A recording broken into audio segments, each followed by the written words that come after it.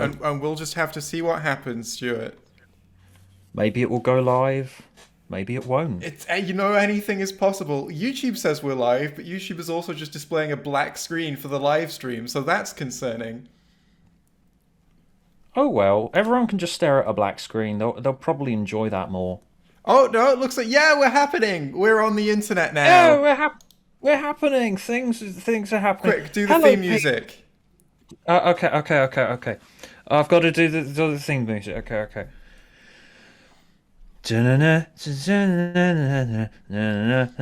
It's Jay and Stu talk Doctor Who. Legend of the Sea Devils. Oh, quick, let's talk about other things. Yeah, let's talk about other things. So the Centenary special, it's got Ace and Tegan in it. It has got Ace and Tegan in it. It's Yeah, got a Shad in it as well. Who was the Shad again? The Cyberman who died. Oh, the lone Cyberman. The Cyberman with no friends. Why is he called the lone Cyberman? Because he's got no mates. He should be called the Nobby No Mates Cyberman. But he stood right next to some other Cybermen in the trailer, so he's not alone anymore. The not so lone Cyberman anymore, but never mind. Yeah. Is his TARDIS wiki page called the Lone Cyberman? I think it might be called a I mean, Shad. presumably. Hang on a minute. I'm just tweeting out the stream. Why? Anyway, hello, anybody watching this? Why in Warriors of the Deep did they dress the Sea Devils like samurai? Because these Sea Devils were underneath Japan. Oh, that makes sense. I'm I working don't know. on. I was just making it up. I have a don't have a theory. clue. I have a theory. Oh yeah, that, the Lone Cyberman's TARDIS wiki page is called a Shad. I have a But theory everyone that does think I've of him as the Lone Cyberman. never seen. I don't think I've ever seen Warriors from the Deep. Or Warriors of the Deep. I don't even know what it's fucking called. It's rubbish. Well, that's the thing. I saw a clip from it and it was really funny, and I want to watch it now. Well, it is quite. I admit it is quite funny. It is the room of Doctor Who. I saw the clip where the Doctor gets pushed over a ledge into some water, and he falls not a long distance, but a short distance into some water, and then he doesn't attempt to swim away. Instantly, he's just he just hangs in the water. He's just sort of in the water. And Tegan's going. And then you might think, oh, maybe the fall knocked him out or something, right? And Tegan goes to help him, and Turlo says, "No, Tegan, face it. He's drowned." And it's been 5 seconds, and that's the cliffhanger. I did a video about Warriors of the Deep on my channel with Council of Geeks. Why not click on my channel link in the description and go and watch that, or after this stream or thing. Yes. That was me doing an advert. It was a good advert. I liked it. Just like that is my brand on YouTube. Be as unprofessional as possible. Oh, same. It's my brand on Twitter as well. Yeah, face it, Tegan. He's drowned. Oh, and there's the bit where the lady comes across the Merker and she's trying to kick it. Warriors of the Deep is really funny. I will admit that much. Sometimes the camera isn't even in focus. Well, that happens in Star Trek a lot, and I don't even know why. And in Star Trek: The Next Generation, surely there would be someone on set to deal with that kind of thing. You'd think so, but no. Yeah, apparently. Oh, you said that there was going to be comments about your appearance. What are you wearing? Oh, right, yes. What I'm wearing. I want anyone in chat to identify this person. Stuart, have you got the stream up? Yeah, I've got the stream up. I'm waiting for you to show us. Do a little twirl. I think it's the front of this outfit that's really the impressive part. Has it really not come up on the stream yet? No, I can see you. Just it's currently showing you sitting at your computer. No, as in I stood up. No, you're standing up. Ago. Ooh, it's a big face. It is a big face. Yeah, and chat's on it. Chat's saying Nick Cage. Oh, nice. I was You know about to ask you what face. It'd be funny if, hang on, I'm just going to edit the title of the stream real quick. In brackets, feet Nick Cage. He is definitely on this. He is. You know, there he is. You see him. You saw him. That's really him. You flew to the States and like cut his face off and made it into a shirt. I'm not doing all that. I got him to come here for it. That is canon now. Yeah. Someone in chat, Cage's eyes equals J Nips. So obviously, what everyone wants us to do first is talk about the centenary, because it's the thing that people care about. Be honest, in the audience, you care about it more. Why does someone in the chat just say Ian Levine? It's not Ian Levine. I now want to make a short fan film and cast Nick Cage as Ian Levine. I'd watch it. So, Prediction Corner, Centenary Special. You said before we started the stream that you felt that you basically just knew what the plot would be. And I'm very curious. I know exactly what the plot is going to be. I don't have insider information. I can predict from those couple of shots in the trailer of Tegan going, I haven't seen the Doctor for in 4 decades. And Ace going, it's 3 for me. I can predict instantly that the special is going to be about Yasmin Khan is in love with the Doctor, and it's all lovey-dovey and great. And then the companions show up for some reason, and the plot is going to be, oh my god, Doctor, I can't believe that you just abandon people and leave them behind. I love you, etc. It's gonna be about showing Yaz maybe the Doctor's past and going, oh my god, how tragic is that? They did sort of do that in Legend of the Sea Devils. They did the emotional beats of School Reunion, but without any of the prompting that School Reunion had. Yeah, exactly. Just I can tell exactly that is what they're going to do. And also in the process, haven't Tegan and Ace met up with the Doctor again? Yes. So how's that? Ace certainly has. I listened to the Big Finish audio Dark Universe a while ago, where Ace meets up in I think 2021 with the 7th Doctor again. So I guess those just don't count anymore. Well, yeah, because all in service of a special in which to prove to Yaz that her crush on the Doctor is kind of going to be short-lived, because it's like the Doctor travels the universe and watches all of the people that she loved die one by one. But Ace and Tegan are still alive. I can see them. They're there. Yeah, but the Doctor abandons them after a while because that's just what the Doctor does. Yeah. Cool. I swear in one timeline Ace goes to Gallifrey and becomes a time lady. Yeah, that's the Death Comes to Time timeline, I think. I don't know if that happens anywhere else.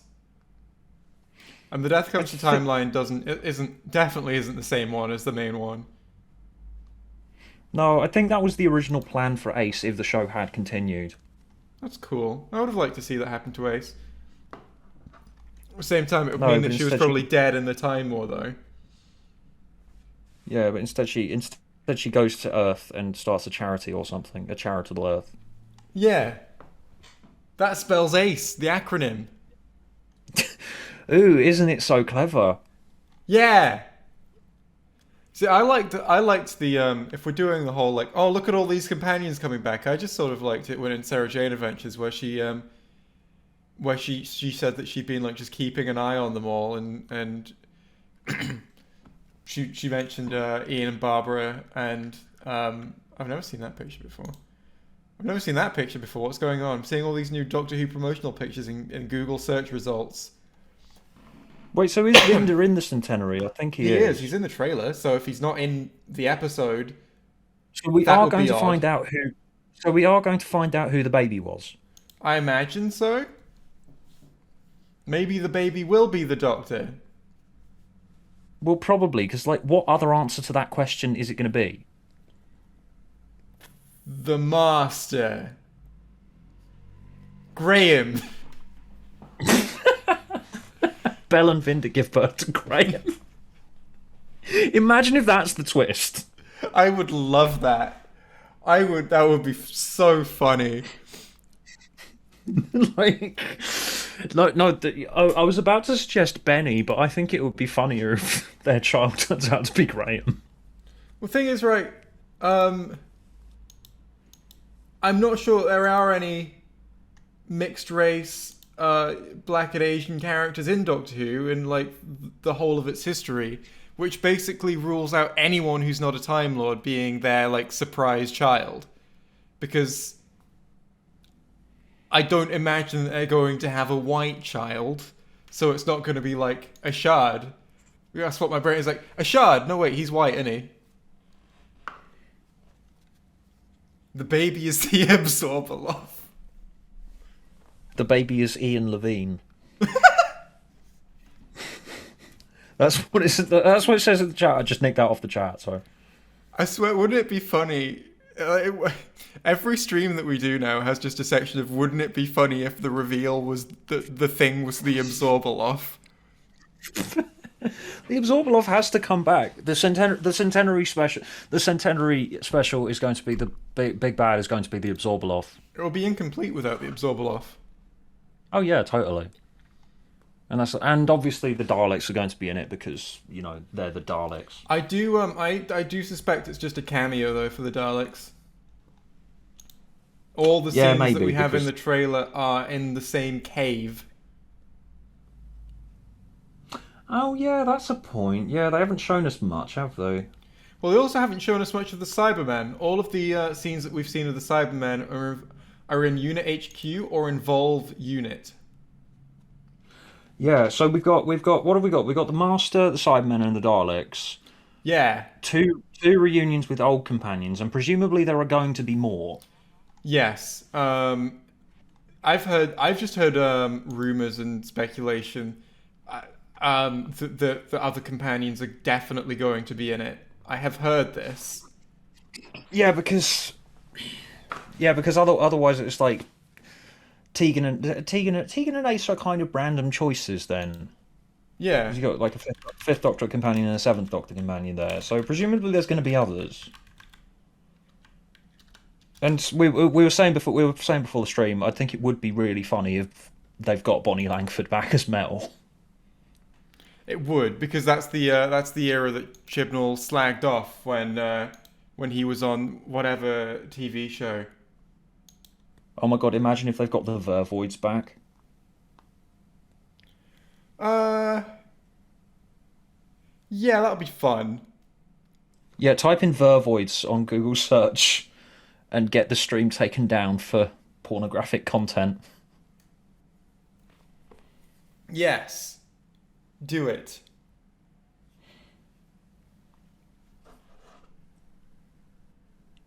Anyway, are we going to talk?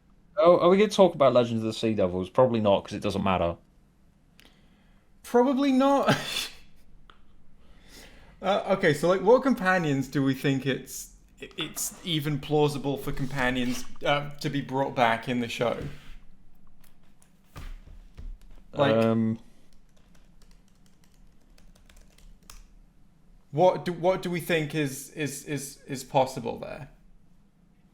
Well, some of them are dead now, so yeah, probably not them. Although, who knows? Who knows? Maybe they've disinterred. Maybe they've disinterred some corpses. So I have got I've got a list of Doctor Who companions up, right? I'm just like, who might they bring back is the question. Definitely Jamie.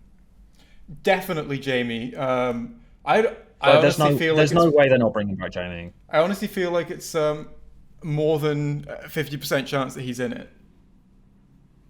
Yeah, I'd agree with that. Then we've got Susan. Yeah, I think there's a strong chance of Susan. That sounds like a weather forecast. The baby is Chameleon. I'd watch that as well. So, I don't imagine Barbara will be in it. for obvious reasons. I don't know shit about Vicky. Is it possible that she's in it? I don't know, maybe. I don't She's imagine still that. around. She's still Um, around, so... I don't imagine that they'll get Steven Taylor in it unless they're having basically everyone. Well, Will Peter they? Purves is still here. Yeah, he did the. I saw him at the BFI not too long ago. He Oh, when you're they. at BFO. I was Oh when they yeah, that was reanimated Galaxy Galaxy 4. 4. And Peter I happened to Purvis be was. out of the country at the time. It's a shame. How dare you? Yeah. One of these days, I will meet you in person, Jane. I assume it will happen. It makes sense as a plot Eventually, development. as a plot development, we need to meet up in person and watch something really really stupid for one of these. Watch something really really shit. Yeah, watch something really really stupid and shit, like maybe a Warriors Doctor of Who the porn Deep. parody. Warriors of the Deep would be the perfect name for a Doctor Who porn parody. Oh yes, it would be. True. Katerina. I'm gonna say it here. I enjoyed Warriors of the Deep more than Legend of the Sea Devils. Oh, I mean, I watched. So I watched Legend of the Sea Devils with Morla, and we watched a clip of Warriors of the Deep before we watched it, and that clip was definitely the most enjoyable part of the evening. It's the clip I've already described to you just before the stream, where the Doctor falls in some water, and about 5 seconds later, Turlo says to Tegan, "There's no point in saving him. Face it, Tegan. He's drowned." And you're going, Yeah, I mean, I enjoyed it for really, really vacuous reasons because I said Warriors of the Deep is basically Doctor Who. Doctor Who's The Room. Yes. Creature from the Pit is a porn parody. Yes, it is because there's Go on, there's chat. that Name the famous Doctor Who picture. porn parody. Name the Doctor Who porn parodies. Oh my god, I want them to bring back Adric for the centenary. Oh my god. Well, we brought back Adric in our little thing, didn't we? That's true. Yeah, that's true. Just because he's dead in this universe doesn't mean that you can't bring him back. No one's ever really Oh, gone. if they're bringing back Tegan, they've got to bring back Nyssa. I mean, yeah, that seems like... Why would they bring back Tegan and not Nyssa? Is the question. The Hang on, baby... how The did baby is Jeremy Clarkson. hang on? Because what happened to Nyssa again? She left in the middle of was it Terminus? I think. I actually don't remember.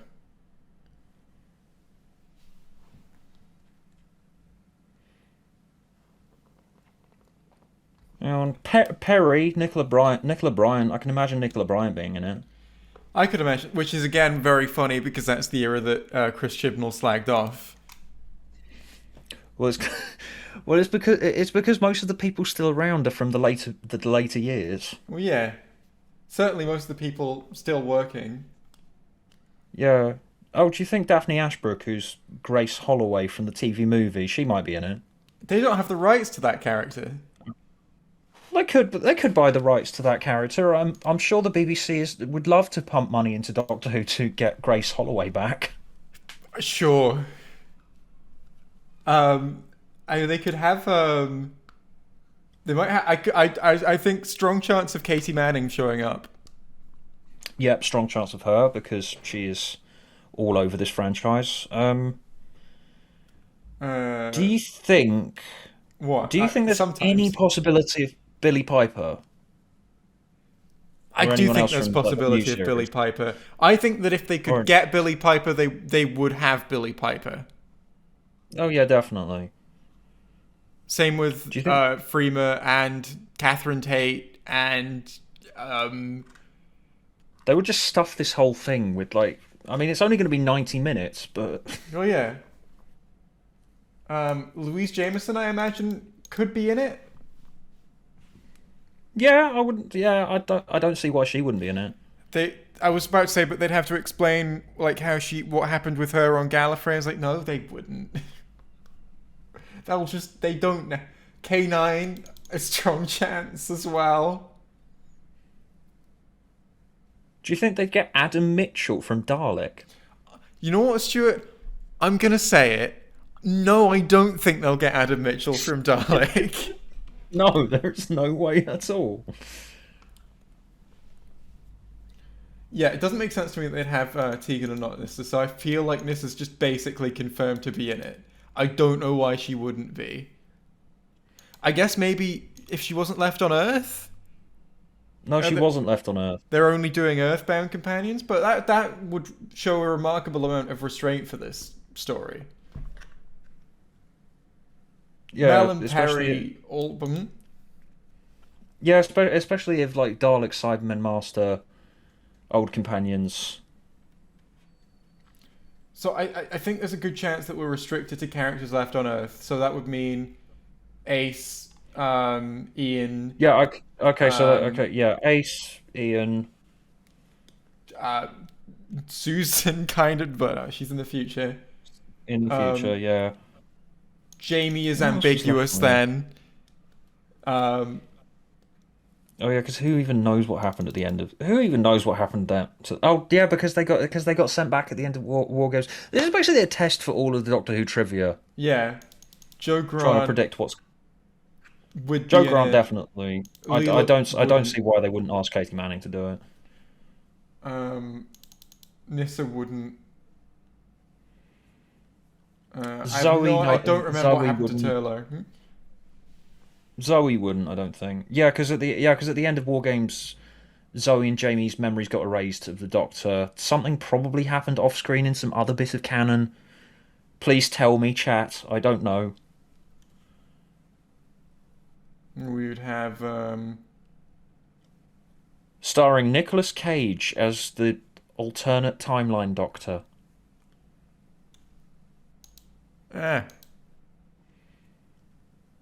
Karen Gillan was filming in the States at the time for Marvel, so there's no way she's in. I don't think they can get Karen Gillan to be in this. No, they can't.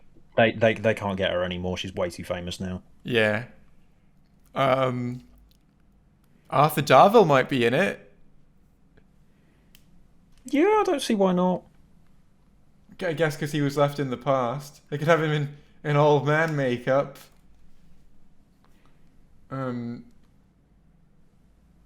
With the companions that we've been shown being Ace and Tegan, it does make sense to me that it would just be companions left on Earth. Which means we're getting Grace Holloway. Oh yeah, Yeah, definitely her.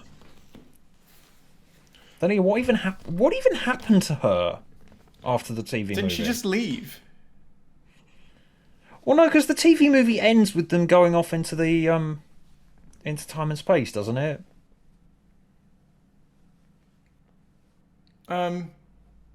Does it? I can't remember. I thought he left her on Earth after the TV movie.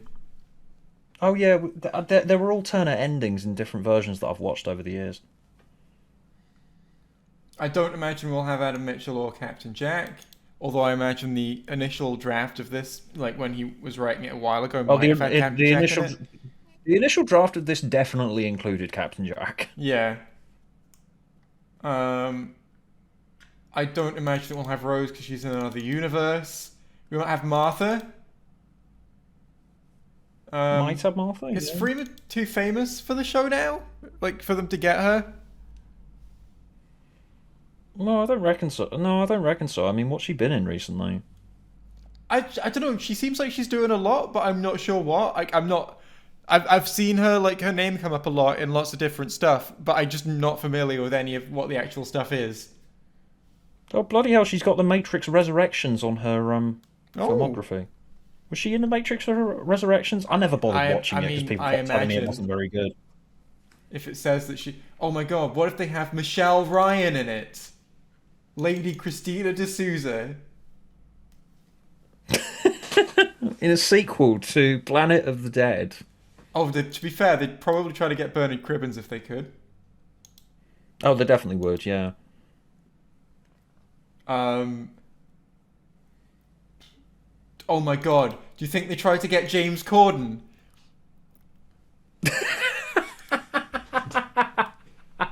That would make me laugh. I would love James Corden to be in this. I think Jenna Coleman's probably a bit too famous now as well. Yeah, I I imagine so. Maybe. I don't know, maybe she'd do it. Maybe. To be fair, she didn't show up to do the final episode of Capaldi's run. She did like a green screen across the world somewhere. Hmm. But I guess that was like contract stuff. I would like it if Bill Potts was in it. Strong chance of Alex Kingston showing up, I think. Oh yeah, same because she gets a the Doctor's wife gets a mention in Legend of the Sea Devils, Yeah. and of course now we've got Phasmin going, and that's the ship. I wonder if they'll do any drama with that. Yeah, I Moderate think chance that's. of Pearl Mackie. Hmm?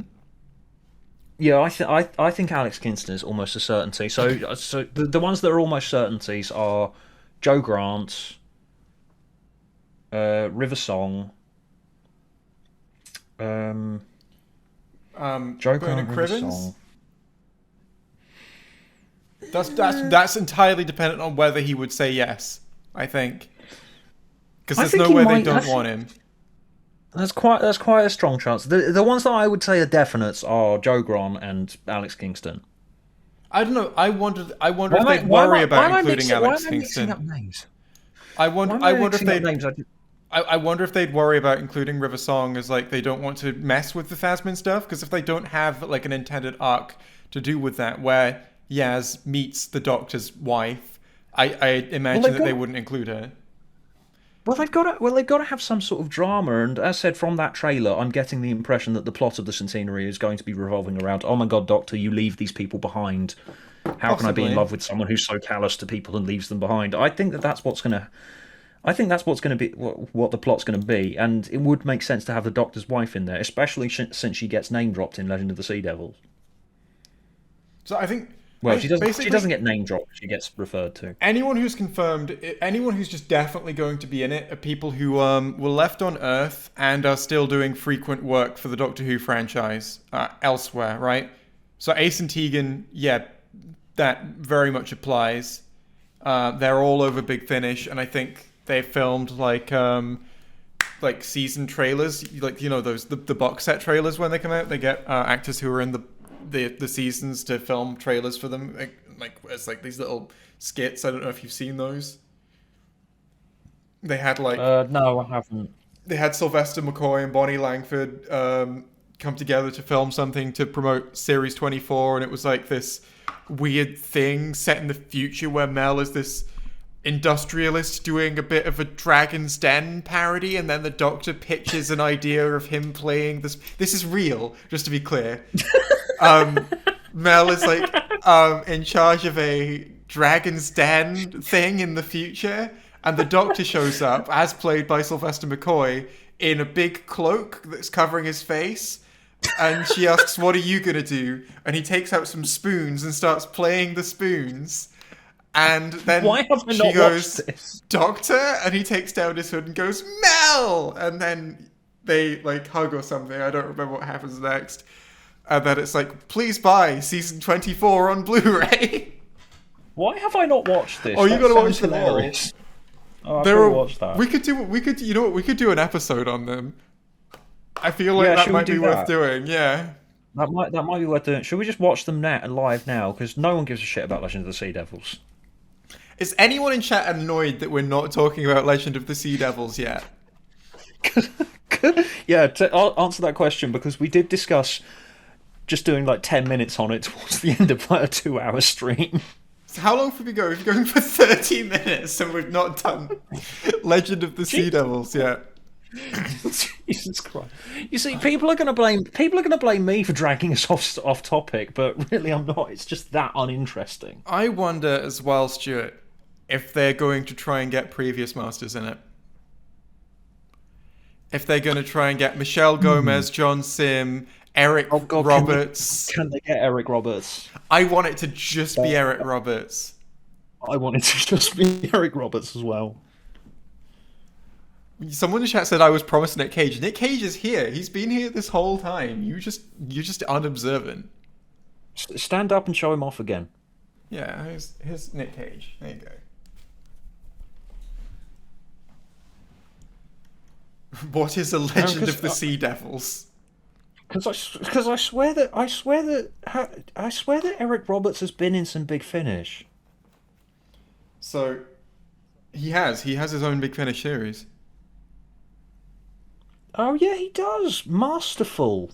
No, that's the different one. Masterful is the one they did, which is like all of the masters meet in a big black castle, and then they all go off and like get dispersed through time. It tells like a short story about each of them. It's really good. I've only listened to part one so far, but I'm really enjoying it.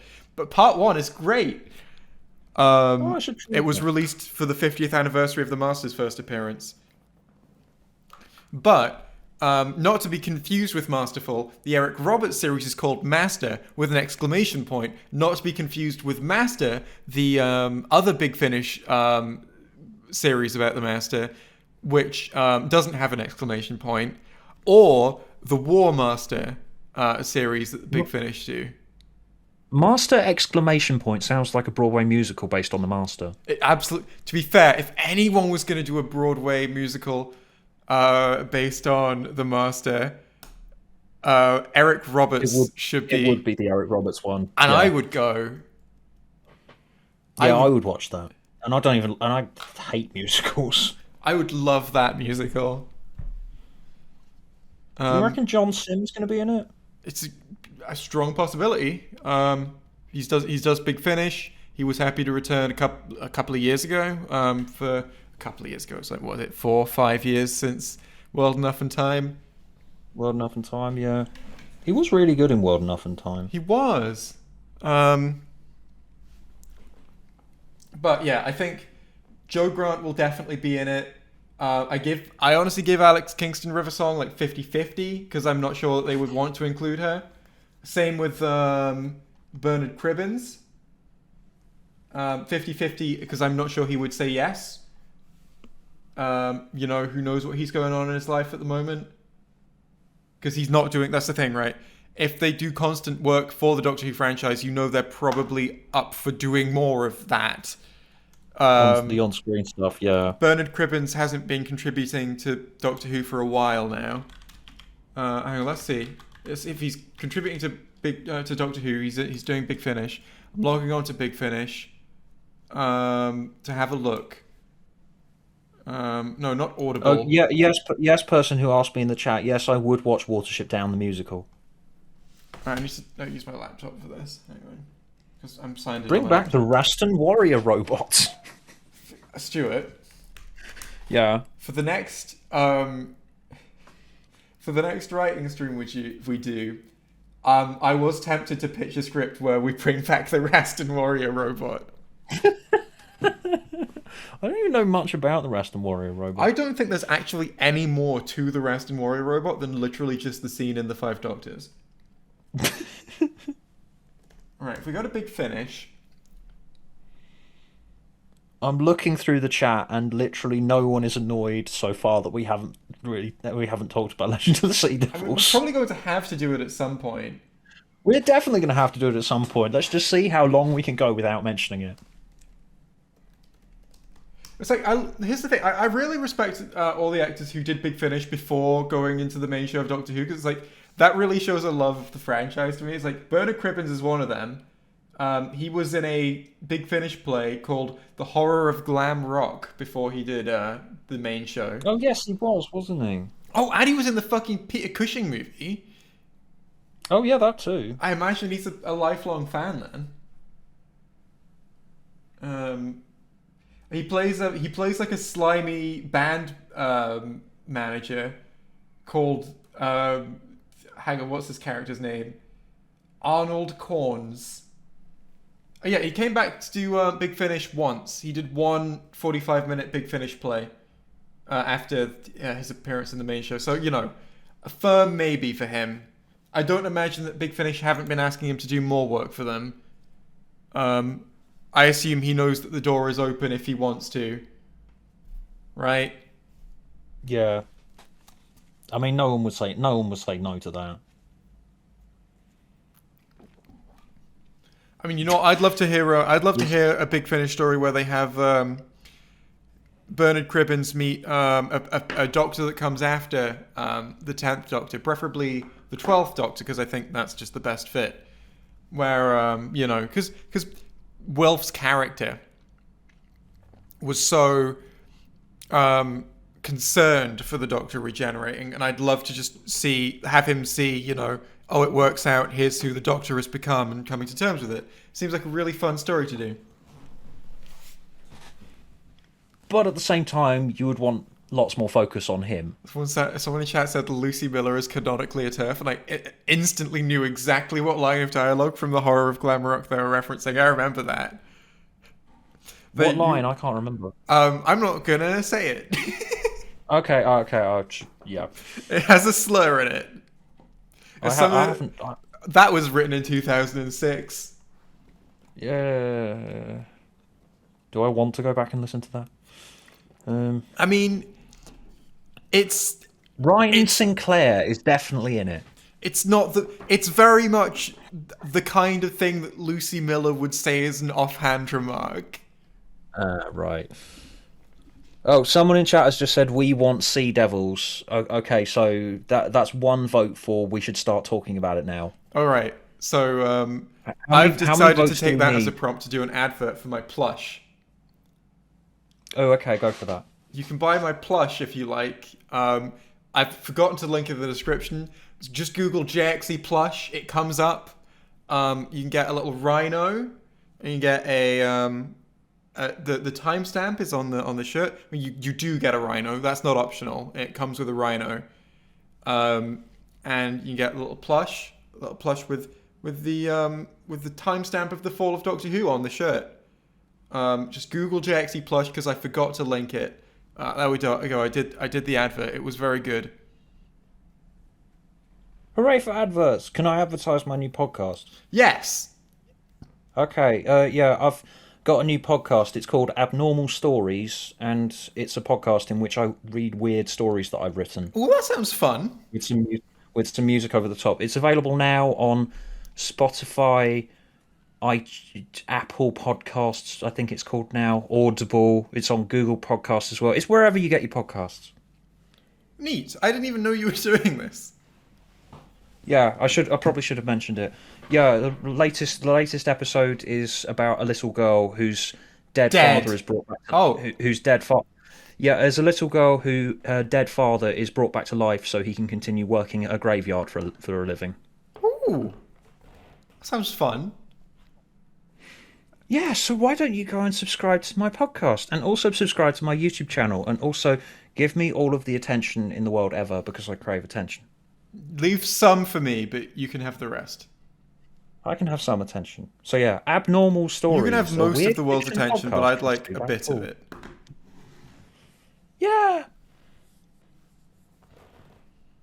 Right. So the podcast shop. What is the podcast shop? Is that a new? There are thousands of different podcast distribution channels that I've been researching. Apparently, there's something called iHeartRadio. I've no idea what that is. Oh my god!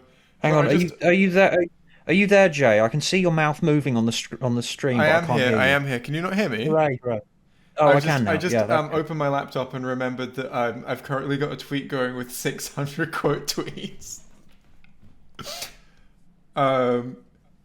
So that's it's all my notifications are about how people are annoyed that I think something from a comic book is stupid. Anyway, I got distracted. We're here to talk about Legend of the Sea Devils. So yeah, I want to make that exhaustive list of companions that are definitely in the centenary. How long have we been talking about this without without mentioning Legend of the Sea Devils once, or anything that happens? How long have we been talking for? I just want to look because I find this funny. We have been going for. Well, we've mentioned 40 minutes.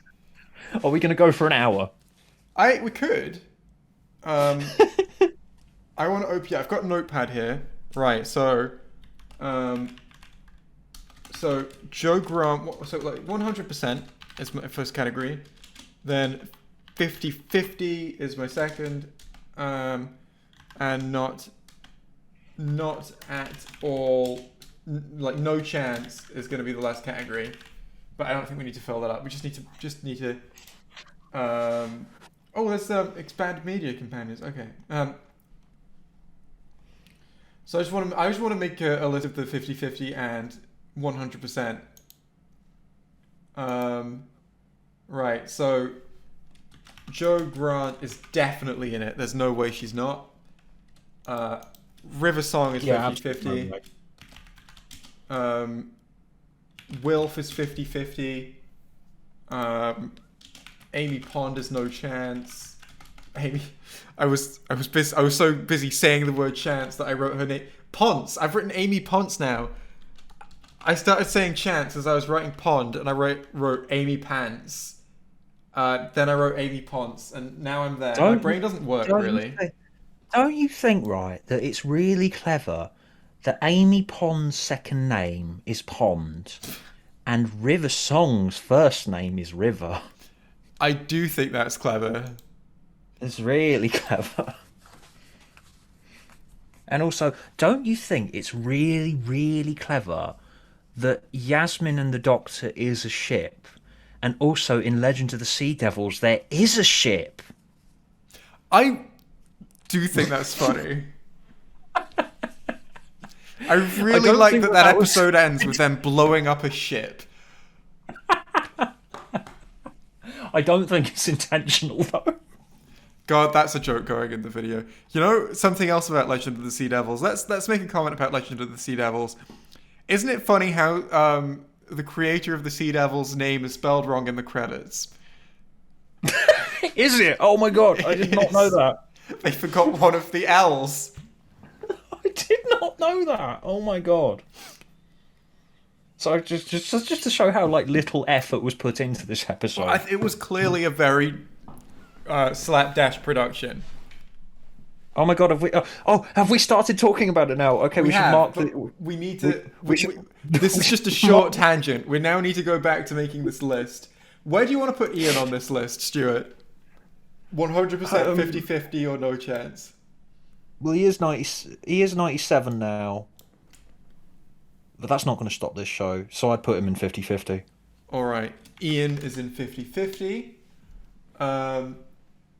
Along with Wilf, because Bernard Cribbins is 93 now, so... Yeah. If Wilf can be in it, then Ian Chesterton can be in it. He was in, what's it called? An Adventure in Space and Time. He was. That was nearly 10 years ago. That was nearly 10 years. Oh my god, it's nearly been 10 years since Day of the Doctor. I'm so old. We've got... I'm making a new category. Maybe, but probably not. For, I'm putting Stephen Taylor in it. Yeah, I'd definitely put him in, maybe. He's not in 50-50 though. I think it's a less than a 50% chance he's appearing. Jamie. Are we putting Jamie in 100%? I'm putting... I would... He's not been left... He's not been left on Earth, so I think it's less than 50-50. Or not... His ending is ambiguous. His ending is ambiguous, and he's not been left on Earth. I think he's in it. I don't see why... If Fraser Hines is still here, he's very active in Doctor Who. I don't see why they wouldn't have him in it. I do wonder if Chibnall is restraining himself to just companions that were confirmed to be left on Earth as I don't think so. Dodo. Jackie Lane recently passed away. So I didn't realise. Oh, okay. That's news to me. I'm sad about that now. Right.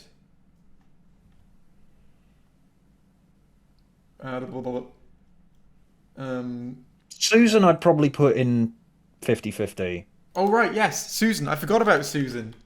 Whatever happened to Susan? She was left in the future, but as said, I think the plot of this is going to be the Doctor showing Yaz seeing that the Doctor leaves people behind, and isn't that tragic and sad? So she's actually deliberately visiting all her old companions to be like, Yaz, look at this. Or all the old companions show up for some reason. Romana I think maybe, Oh, but probably oh, not. God, oh, God. Yeah, yeah. I've just thought. Okay, so it's going to be. This is me. This is me projecting what sort of pack shit I think we're going to get. It's going to be the Master's evil plan to destroy the Doctor's happiness is going to be to show Yaz Oh my how god, that might be careless it. the Doctor is. Yeah, it's going to be it because the Master's in it. So yeah, it's his evil plan is going to be to show the Yaz how careless the Doctor is and how she doesn't really love anyone. Yes. Yeah, nailed it. I am Nostradamus. Why did Mel get left? I actually have no idea. She got left in Dragonfire, right? Yeah, she and Sabalom Glitz leave and go and do something. Go and do something. Oh my god, the end of Dragonfire was so rubbish, right? It's like Mel just goes up to the Doctor and says, "I'm going to leave, Doctor," and then the Doctor just goes, "Oh dear. Okay, what a pity. Never mind. A Bye." few companions get that treatment, and it's always a shame. Yeah. I actually quite like Mel. I like her in the Big Finish plays I've heard of her, but I'm really unfamiliar with her She TV is run. very good. She is very good in the Big Finish ones. In the TV ones, she's quite annoying, but I don't know. I quite like her. I mean, obviously we've got Ace and Tegan in 100%. Grace might be in it. Fuck it. So might If they can Rose, but decide. probably not. I think And this is Martha is a also 50-50. This is also Chris's last chance to bring the Rani back, True. which he won't. Well, is his first Doctor Who episode 42? Yes, it is. Do we see any characters from that? Because Stephen Moffat in his last episode made a reference to The Empty Child. Are we going to see any 42 references? Oh no, well that's not Chris's first contribution to the Doctor Who universe. His first contribution to the Doctor Who universe was the Torchwood sex gas. Oh, we're going to have the Torchwood sex gas! Oh, Osgood. Yeah, I think- I'd quite like Ingrid Oliver to show up. She seems quite nice. Oh, 50-50 or 100%? I'd put her in 50-50. Oh yeah, because she gets mentioned by Kate Stewart in Flux. I doesn't she? honestly think she's 100%. Yeah, I'd agree with that. Yeah. Yeah, I don't see a world where she's not showing up. It's that we've got scenes that are clearly set in unit. We've got Kate Stewart. We're bringing back everyone we can, and what's her fucking Kate Stewart name? is Kate Stewart is also Ingrid Oliver. 100%. Ingrid Oliver is a consistent contributor to Big Finish. I don't see any world where she's not in this. Unfortunately, YouTube chat blocks you from saying Torchwood sex gas. Why?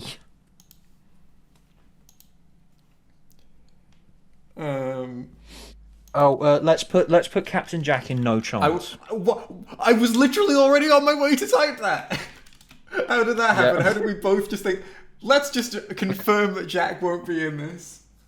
Because someone put in the chat, "What about Captain Jack?" question mark, and then immediately we just thought, no way. I didn't even see that in chat.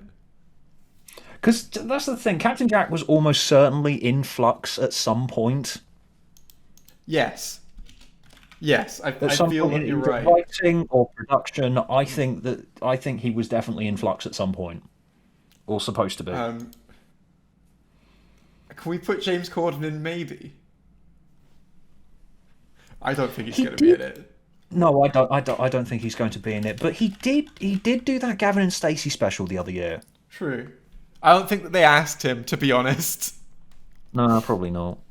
I think they have enough self-awareness not to ask James Corden to be in this one. Jenna Coleman, though, Clara Oswald, maybe, but probably not. Yeah, probably not. She's too famous now. Plus, the ending is pretty much confirms. It means that they can't meet again, right? Yeah, closed book there. Same with Donna Noble. Rory is a possibility, I think. Rory is. Yeah, I'm putting all of these in maybe, but probably not. I think that they would only get him if they could get Karen Gillan, which I don't think that they're going to get Karen Gillan. But maybe they asked him anyway. Yeah. Nardole, I think, is going in No Chance, unfortunately. Hmm.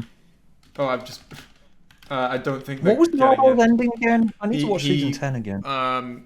he was left on the Mondasian colony ship, helping people fight for survivors. Actually, you know what? If they're taking the tour format, then Nardole might be in it. Nardole and Bill, there's a chance. Yeah, because I think that's what's going to happen. Yaz is going to get kidnapped by the Master, and the Master's going to show her what she does to all her old companions. Who had the most horrible ending? Bill. Wait, Oh yeah, Bill. True. but we don't. But then what happened after Bill? Yeah, that And is what true. we want is the ending where the Doctor was most of a dick. To be fair, what happened to Bill only happened to Bill because the Doctor spent what was, from her perspective, like 2 or 3 years writing on a blackboard an explanation of time dilation due to black holes for some random guy that he met. Wait, if we want the scenarios in which the Doctor was the most of a dick, then Susan's in 100%. Oh yeah. But I think we depends should if put they Susan in 100%. depends if they. No, because I don't think that we can confirm that's going to be the plot. Someone else said, Yeah, Mickey, no True. chance. Yeah, true, but this is Chibnall here. Oh yeah, Mickey is no chance. You know what? While we're here, Adam, no chance. Graham is 100% in it. You know, a season 1 reunion is going to be impossible now, isn't it? It's right. I think that.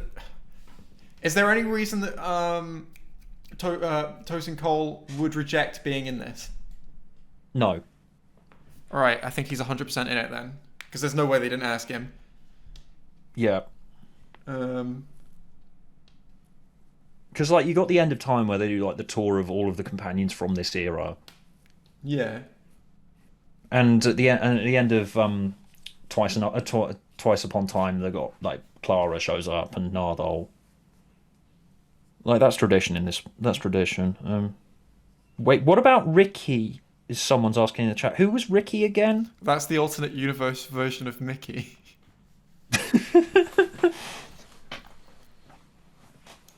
This is going to shit all over Big Finish continuity, isn't it? Well, yeah. Yes. They've already been course, shitting all over Big Finish continuity. They did Mary Shelley. We already know that from the trailer. Chameleon. Does anyone remember who Chameleon is? Some people do. Some people. I do, don't, yeah. but some people must do. What happened to Turlo? I don't remember what happened to Turlo. He leaves in Planet of Fire. I know that much. Where does he go? Chat, does anyone remember what happened to Turlo? I can't remember where he goes. Yes, I agree, person in chat. It would be very funny if they didn't bother asking Tosin Cole to be in it.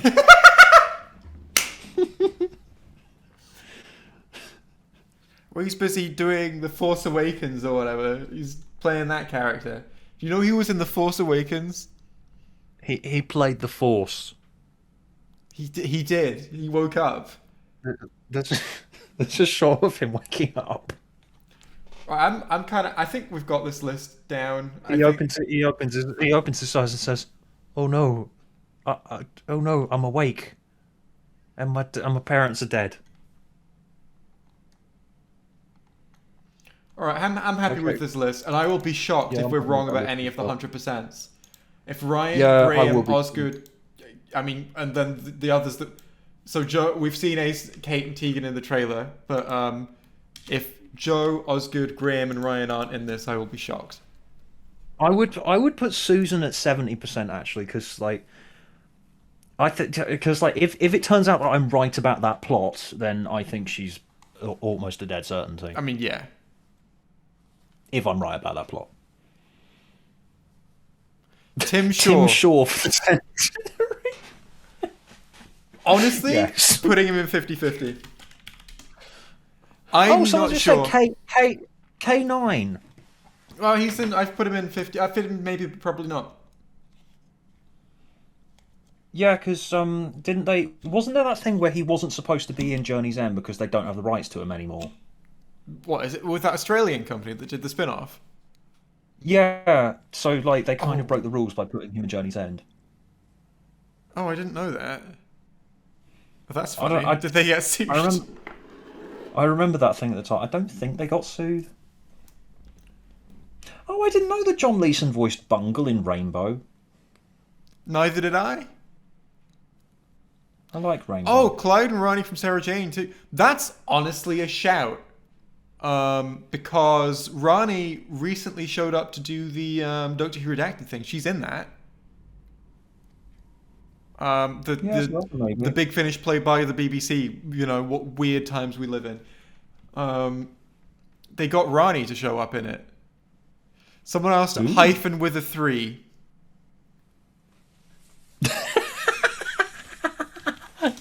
Yeah, the Centenary is going to be a sequel to Orphan 55. It's going to be set on Orphan 55, and it's going to be the Doctor and companions go on holiday. Luke would surely be in it if Ronnie and Clyde were as well.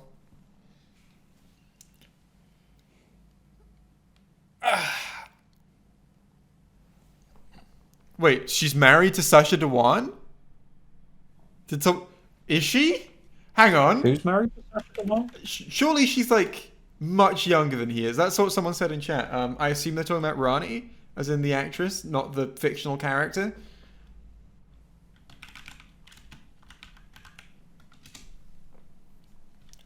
Right. Oh yeah, she is. She's married to Sacha Dhawan. Oh no, it just says partner. It doesn't say married. So I didn't know that. I'm just Wikipediaing.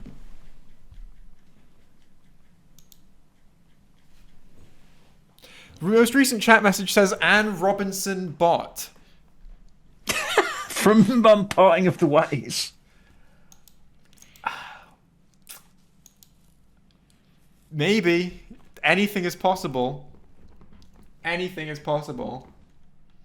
I'm happy with this list though. And I would like to give the chat a brief intermission. Because I need the toilet, Stuart, because I've been drinking water this whole time. Okay. Okay. I will drink some water. I will describe your urine falling into the toilet. Thank you. That's exactly what I wanted to hear. Right. Okay. Right. Okay. Right, everybody. While Jay is away, I'm going to tell a story of the piss of Jay. Okay. It was a Sunday afternoon. Jay Exey and Stuart Hardy. I forgot how to say my own name there. Jay Exey and Stuart Hardy were talking about Doctor Who on a live stream. But then Jay realised that she needed a piss. And she needed to get up and go to the toilet, and for the urine to fall into the toilet, and then to be washed down the bowl into the how do toilets work? into the sewer. I'm gonna stop making this stuff up now. Please don't do that. Well, I am doing that now. So ha. Anyway, why is that the first thing I heard upon entering? Because Jay has left, and now I'm just sort of talking off the top of my head. I'm going to talk to you. I'm going to talk to chat now. Stu, aren't you in the Centenary? No, I'm not. Sorry to disappoint. I was hoping for road regulations. Okay, should we talk about road regulations then? Didn't realise this was a J piss stream. Yes, it is. Right, road regulations. Okay, the highway code changes. Because this is tradition. Whenever Jay goes for a piss, I have to talk about the highway code. I have no idea. I have no idea where this tradition came from. Right. Okay. I'm gonna read a section of the highway code now, just because. People cycling have priority when going straight ahead at junctions. The code clarifies that when people cycling are going straight ahead at a junction, they have priority over traffic waiting to turn into or out of a side road, unless road signs or markings indicate otherwise. People cycling are asked to watch out for people's driving intending to turn across their path, as people driving ahead may not be able to see them. People cycling, riding a horse, and driving horse-drawn vehicles on roundabouts. The code has been updated to clarify that people driving or riding a motorcycle should be given priority to people cycling on roundabouts. Oh, but it didn't say the thing about horses though. You can drive into horses officially according to the highway code. The code already explained that people cycling, riding a horse, oh it does say riding a horse now, riding a horse and driving a horse-drawn vehicle may stay in the left-hand lane of a roundabout when they intend to continue across or around the roundabout.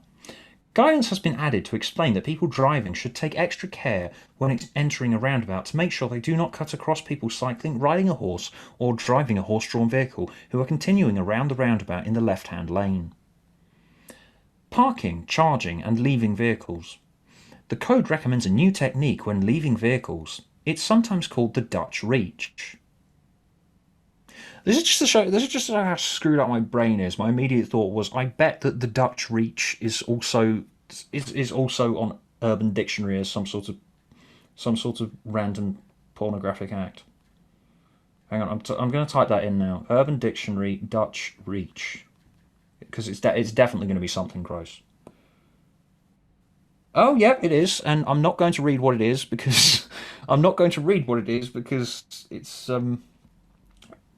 this will get taken. This stream will get taken down. But I do find it funny that the highway code has a reference to something gross in it.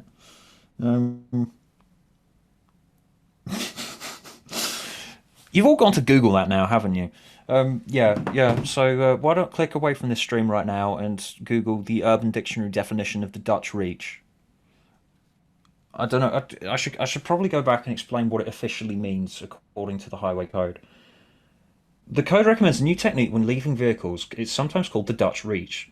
Where people driving or passengers in a vehicle are able to do so, they should open the door using their hand on the opposite side to the door they are opening. For example, using their left hand to open a door on their right-hand side. This will make them turn their head to look over their shoulder behind them. They're then less likely to cause injury to people cycling or riding a motorcycle passing on the road or people on the pavement. Interesting. That is more interesting than the Urban Dictionary definition. How many horses are there in Britain?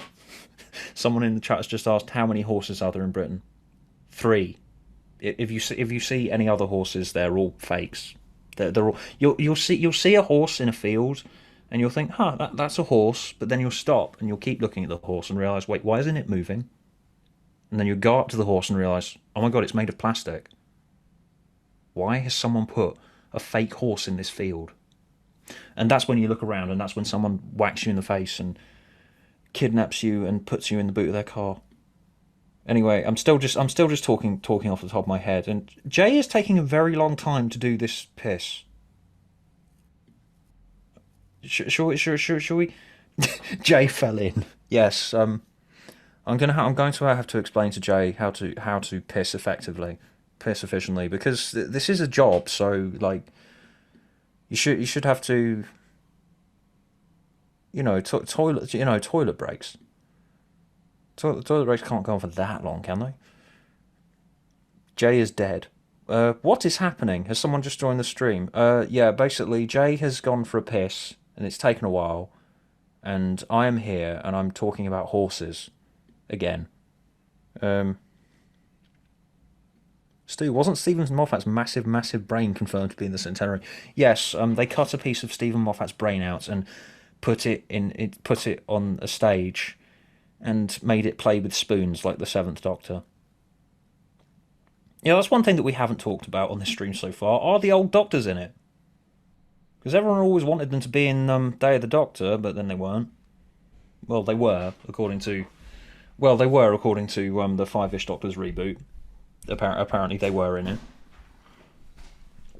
As just background characters. I do find it very funny that we've now been streaming about this for over an hour now and haven't really talked about anything that happened in Legend of the Sea Devils. In high school, they called me the slow pisser. And there we go. We're back in the room. Hello. How long have you actually been there for? Have you just been listening to me floundering? I did take my laptop and put the stream on so I could hear what was going on. Yeah, just sort of more chat about horses. Someone just put in the chat, poo confirmed. That's very funny. Anyway, yeah, should we continue to not talk about? Let's just not talk about Legend of the Sea Devils at all. I'm not So sure what else we which, can talk about that's not which, Legend of the which, Sea Devils. which doctors do you think will be in it? You know what? It's actually a possibility, isn't it, that they'll have other doctors in it. Yeah, I think it's actually a certainty. Really? Yeah, because, like, how else are they going to get people to watch this thing? Ace and Tegan are in it. True, but I don't know. They didn't put other doctors in all the other episodes. Well, that's the thing. If you've got old companions back, why not bring some old doctors back? Because I everyone wanted them to be in the Day of the Doctor. So I don't see why they wouldn't get, say, 5, 6, 7, and 8. Maybe. I mean, but like they've aged in the decades since it was their 10 years, and I wonder if that's gonna because canonically they never looked that old. If that's gonna make them not want to have them in. That's true. Paul McGann's done pretty well for himself. Paul McGann, canonically also filmed his regeneration about 10 years ago. So that too. Oh, I just remembered something. I this morning before I started the stream, I logged onto YouTube and on my homepage. I really enjoy the community of it's a part of the Doctor Who fandom I enjoy. People who make their own theme music and intros to the show. Just I don't know why, but I like it a lot. I like hearing covers of the theme and covers of the intro. But the title of this video, it was a Fifth Doctor intro. And they had just titled the YouTube video, no other words, just Peter Davison reimagined.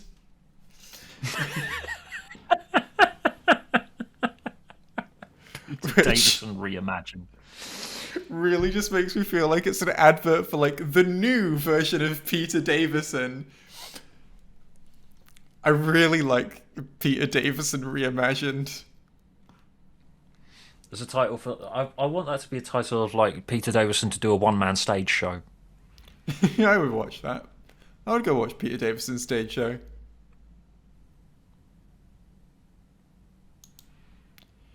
I really wonder how the future of the show is going to deal with the centenary. Like, I'm already wondering, like, it feels like very much the kind of episode that the show is going to have to deal with. Rather than have positive implications from. So's everything that's happened in the Chibnall era so far. The Timeless Children, Flux has apparently destroyed a large chunk of the universe. Flux destroyed all of the universe except the Earth. That's what they said. Yeah, so it's like, how? Should we do Legend of the Sea Devils now? Yeah, let's do Legend of the Sea Devils now. So we did it. We went for over an hour without talking about it. Yeah, it's been an hour and 10 minutes. So yeah, Legend of the Sea Devils. It was pretty crap, wasn't it? Yeah, anyway, that's the stream. That's it. No, so, okay, first of all, with this episode that they've got coming up, right, Centenary with just everything returning, I am frankly shocked that this broadly had no setup for that episode in it at all. It is just a standalone story, which means everything that episode is doing is going to stand pretty much on its own. Yeah, this is just basically just another episode, isn't it? Yeah, the only thing that I assume is going to be an episode. The only thing that I assume this is going to that is relevant to like where it actually sits within the series is the Phasmid stuff, which, oh boy, which is why I'm saying that it would make sense for my idea for what the plot of the Centenary Special is probably going to be about. I think you're applying too much logic. Because otherwise, there is no point in this eepisode. Well, yeah, maybe I am. But still, that would make sense to do. Image. So I Google it, and one of the images I found is I was looking for a speech bubble on Yaz. I wonder what that could say. So in a Google image result, anything could have been written in that speech bubble, and it says, "I'm picking up traces of salt in the fan base." Let's have a look at what these people said. Let's just review these people's review of whatever. No, let's not. But I'm curious. Oh, did you hear that the airing of the episode was beaten at the same time by a repeat of Antiques Roadshow and viewing figures? Jesus. That happened. Then again, that doesn't surprise me because people looking at antiques and imagining how much they're worth, that's literally the most fascinating thing in the world, isn't it? Yeah. Well, I mean, I imagine that it just shows that there are a lot of pensioners who watch broadcast television, really. Yeah, like I would have thought that the ratings for Doctor Who this time would have been higher than usual because I actually watched it live for a change. Maybe. So you know I mean, they that's weren't. one. So that's one. Yeah, you were one of the 2 million. It is the least watched on broadcast episode of Doctor Who of all time. Well, because it's just sort of this random episode that's just been But shoved out people there. didn't in a know time it was slot. going to be this random episode that was just shoved out there, right? It could have done anything. I mean, it had the Sea Devils, so I was pretty convinced that they were going to use this as the opportunity to get the Master back in the story. Because, Master Sea Devils, they were together in the first appearance. That's true, which has not aged well. It's funny. It is funny. I agree. I agree. The original serial, The Sea Devils, is funny, but it hasn't aged well. I don't think, and I really don't see why the Sea Devils are that famous. Why? Hang on. Why? What is this? I'm just getting distracted by the Google Images result for Legend of the Sea Devils. Oh, you look at yeah, the Sea Devil with that arrow pointing at the amulet. Oh yeah, that's that. I was going to say that's kind of a reference to Warriors of the Deep there, because in Warriors of the Deep, because animating the Silurians' mouths moving was too expensive, they put little lights on their head that light up to show which one's speaking. And they do that in this because animating the Sea Devil's mouths is too expensive. They've given this one an amulet Well, to show that. apparently they tried having the Sea Devil's mouths move on set, and it looked really bad, so they gave up. Is what I heard. So they've just given it an amulet that glows, and so it shows that's how you know when the character's speaking. What I found is someone posting a Tom Scott clip, so I'm just going to play that real quick. It's 4 seconds. Gay people, pirates, Because talking about assassins, anything other than gay this episode pirates, is worth Gay it. people, Okay, to be fair, someone's just posted a clip of Tom Scott with the caption "Legend of the Sea Devils 2022," and he just says "gay people, assassins, pirates, and gay pirate assassins." I remember the context of this, but yeah, it's a fun clip. Gay people, pirates, assassins, and gay pirate assassins. So did you like that bit earlier in the episode where the Doctor literally says the elevator pitch for this out loud? Does she? Madam Ching, Pirate Queen? No, she literally said pirate sea devils in 19th century China. She does. It's like, wow, that was dialogue. So the first and most important comment I'd like to make about this is the title cards that we've got, right? We're in the green in this particular font, right?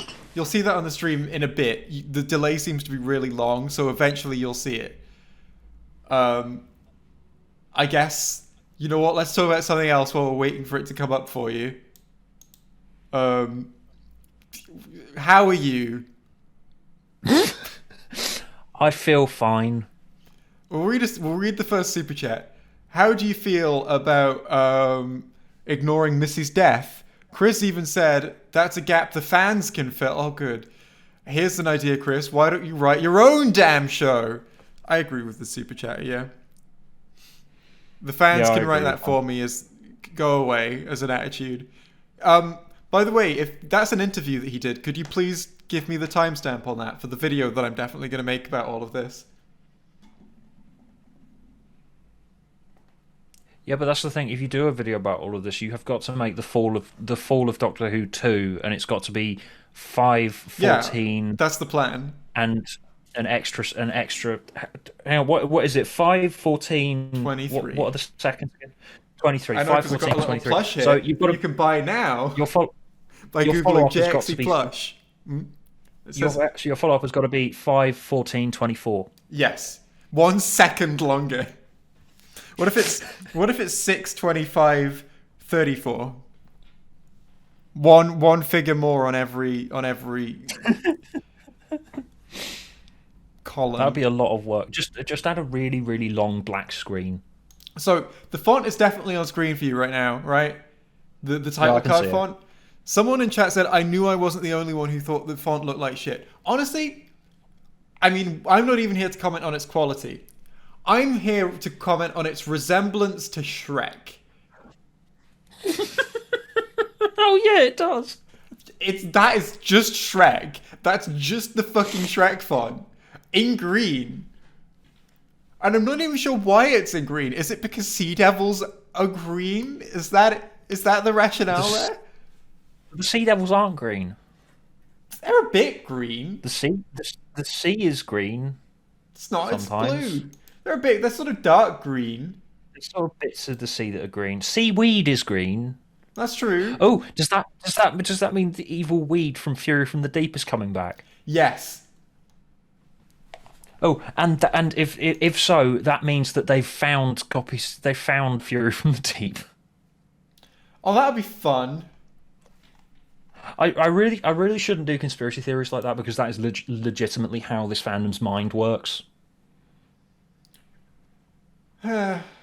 Yeah. It's like the Doctor does a reference to the 10th Doctor in this. She says Geronimo at one point, so That's the immediately I thought to 11th, myself, you fool. Oh, yeah, the 11th. Oh, yeah. So that immediately made me think, oh, that's going to make everyone think. That's a really interesting scene because someone tweeted at me with that. Just a quick analysis they did of that scene, I suppose you could call it. Where, Stuart, this episode is a fucking stupid, confusing mess. Yes, it is. I watched this and genuinely had no idea what was going on for basically the beginning to the end. Yeah, I didn't either, and that is very, very strange because they've continued this era's approach to dialogue where they have characters just say out loud what they can see on screen. I do wonder about the theory that this episode was originally supposed to be special length because it's a special, but they cut like 20 minutes from it. At any point during the production, but they didn't rewrite it to accommodate for that.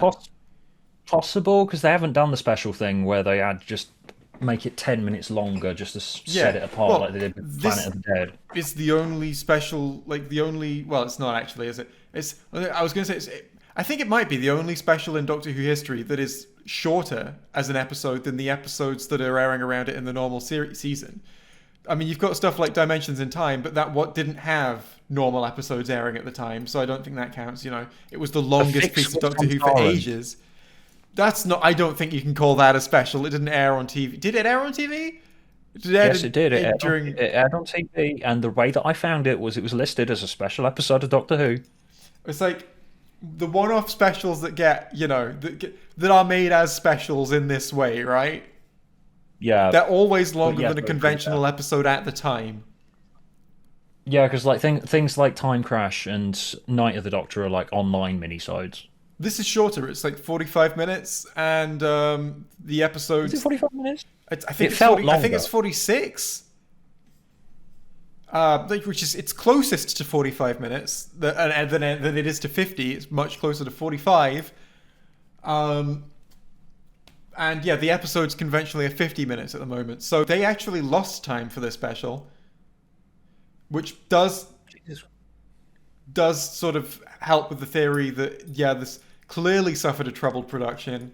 I wonder if they had to cut out some material. I wonder if this was originally supposed to be like maybe an hour and 10 minutes or something. Yeah, because like I'm struggling to see a point of Legend of the Sea Devils. It really feels like something that they cut 20 minutes from. Against their will. So basically, the Doctor and crew show up and then immediately are pulled straight into the plot. Like, they literally land the TARDIS, it's like, oh, a weird space thing is right in front of us. And then he turns around, oh, fuck, a sea devil. Right? That's literally what happens. That's literally the dialogue. Oh, fuck, a sea devil. That's literally what happens. And then after that, the sea devil like does a fucking absurd jump into the sea devil pirate ship.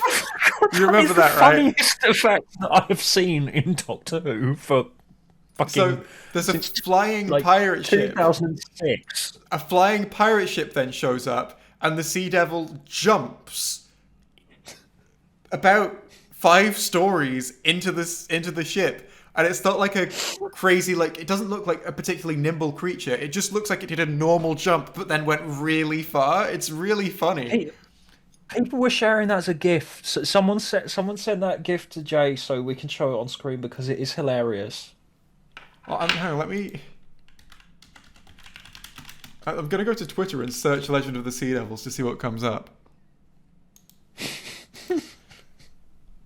So then...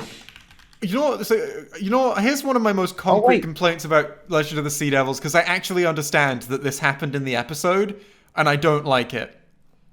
Right? Okay, go on. Are you aware, Stuart, of who Madam Ching is as a historical figure? No. She is, by all accounts, the most successful pirate of all time. She started, well, she didn't start her life as a prostitute, I imagine, but in her young life, she was a prostitute. She married a pirate captain. She, with him, grew the pirate fleet that they controlled from 200 ships to 1,800 ships. He passed away at some point during all of this, and she took full command of the pirate fleet. She ran it like a totalitarian fucking nation. And implemented incredibly strict laws where there were pirate accountants who had to register all the loot that they got, and then all of the pirates who found loot had to register it and pay taxes on it. There were all of these laws that she introduced, and if you broke the law in this pirate fleet, you were punished with the death penalty. She went toe to toe with nations' navies. I think China and the Netherlands, and became such a powerful figure that she was able to essentially persuade China to grant her full pardons for all of her crimes and a life of luxury on the Chinese mainland if she agreed to stop. That's her life story. So what do they do with her in this episode? I want to see, chat. What an interesting historical figure to portray, right? I mean, you would agree, Stuart, I imagine, that sounds like an interesting story to portray. I assume there are some people in chat who haven't seen this episode as well. Right, because what do you think they do? Because I can tell you immediately what they do. They have her stand in the middle of the frame and tell her, and just describe some events in her life. Yeah, so none of this comes up, actually. None of this really influences the story at all. The Doctor meets her, says, Madam Ching, Pirate Queen, and then she is a generic pirate captain who is there occasionally, and then they leave. It's just... Like, she is there. She's standing around, she controls a ship, and, like, she tells Dan to fire cannons at the big merker. But that's it, you know, there's really nothing to her. Well, to be fair, she does stand in the middle of the screen and describe about how she has children that have been kidnapped. Yeah, and that's the part of her life story that I didn't know. I had no fucking clue that she had kids, because that's not really that... I mean... And they ask her, how old are your children? 5 and 7. And hey, it's like, 3 and 6. 3 and 6, yeah. And it's like, okay, are we ever going to see these children? No. They're not on screen, presumably because the BBC can't afford to pay for child actors. Because with child actors, the logistics of getting child actors is very complicated and very costly and time consuming. So it's sort of just like, I have some children, and those are the stakes in the story. Yeah. Just imagine that they make any appearance. I care because of how I have children. To be fair, the only thing... I'm just imagining her like... It's basically the fucking same as your parody. You should care about me because I'm blind. You should care about me because I have 2 children. One of them is 3 and one of them is 6. How are you feeling? I'm a pirate captain.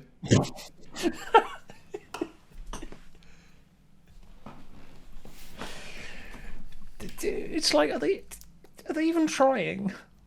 Hang on, I'm curious about this chat message. Chibnall reducing a woman of historical importance to is a mother again, is it? What's the other instance of that you're referring to? Because I can't put my finger on it. I can't remember now. The cannonballs explode where they hit each other? Yes, that was very funny. I'm pretty sure that cannonballs are just big balls, right? Hang on, let me find... explosive cannonballs, did they exist? Explosive cannonballs. Round shot. Wikipedia. A round shot is a solid spherical projectile, sometimes simply called a ball, without explosive charge launched from a gun. Okay, so yeah, cannonballs. When you Google explosive cannonball, the Wikipedia page comes up to tell you cannonballs aren't explosive. Maybe they existed. Maybe there were list of cannon projectiles. Bomb. Okay. Maybe they existed. It seemed very funny.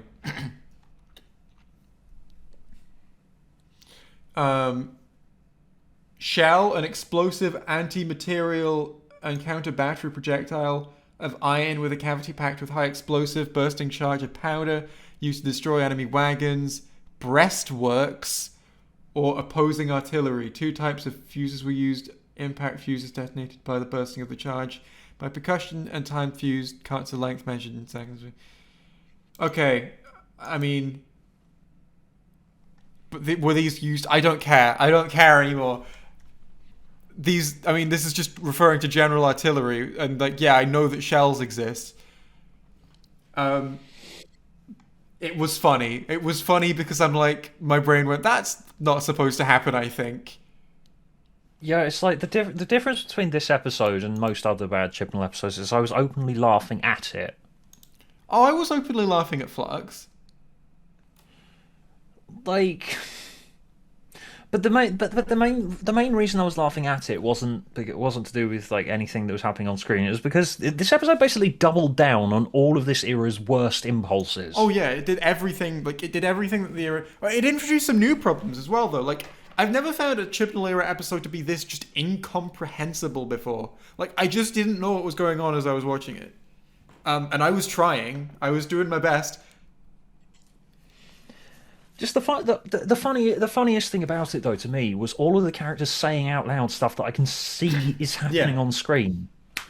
It's like the bit where the Doctor and Yaz go to that ship and they see that pirate captain who went mad and he's chucking people overboard.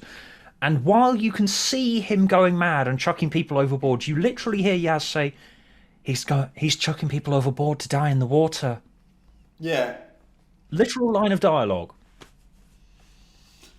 Well, Madam Ching, Pirate Queen, I feel like it's just that line of dialogue represents so much wrong with this, because, you know, you could totally have that line of dialogue in a completely good episode of the show, but it's just, it is representative of the attitude with which all of the scenes are written. Madam Ching is a pirate queen because the Doctor pointed at her and said, Madam Ching, pirate queen, and then she's a generic captain who stands around for a while and then they leave. Yeah, it's like the Doctor didn't even continue to read from her Wikipedia paragraphs. I would have preferred it if she... I would have preferred it if the Doctor had just stood on screen and read from her Wikipedia page. Let's have a look. Madam Ching's Wikipedia page. Right. Born as Shi Yang in 1775 to humble origins, she married a pirate named Xing Yi at age 26 in 1801. He was a honorific bestowed upon... Ching Yi Sao was an honorific bestowed upon her by the people of Gaondong. I don't know how you say that. Meaning wife of Cheng Yi. After the death of her husband in 1807, she took control of his pirate confederation with the support of his adopted son, Chang Bao, who she entered into a relationship with and later married. Oh, saucy. See, this is more interesting right now than anything they do with it. She married her stepson.